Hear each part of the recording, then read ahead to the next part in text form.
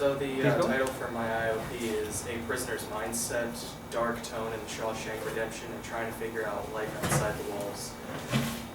For my thesis, I said that in the film The Shawshank Redemption, literary terms such as tone and narrative devices such as conflict, POV, and character are developed through film techniques such as close-up, establishing shots, and light transitions to create an effect of bleakness, darkness, depression, and lifelessness.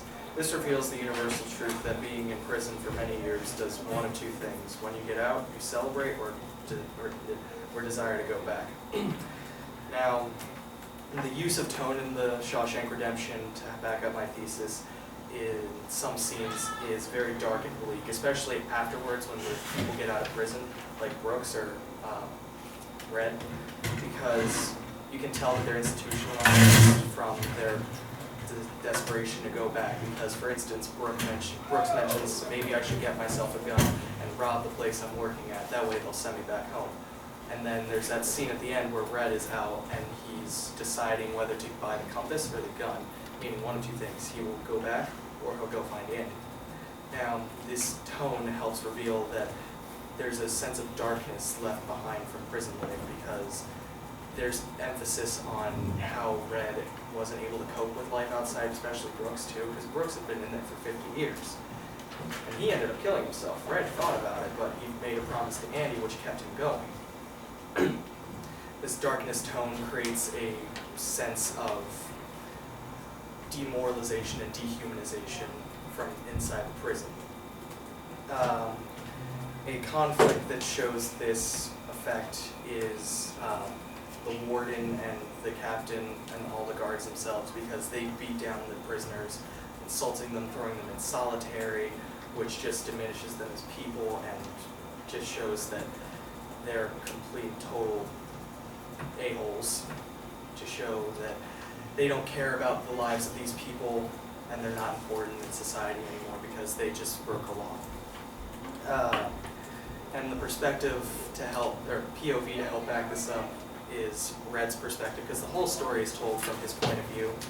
And in the end, after he said he got out, he's telling us how he didn't know what to do. He was nobody, nothing.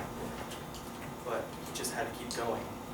Unlike Brooks, when he wrote the letter, Brooks sadly killed himself. Some film techniques that were used to show this were close-ups. Close-ups were mainly used in the scenes where they're outside the walls, and when they're outside, you could just see the disparity and depression on their face, because they're just walking around town confused, don't know what to do with their lives.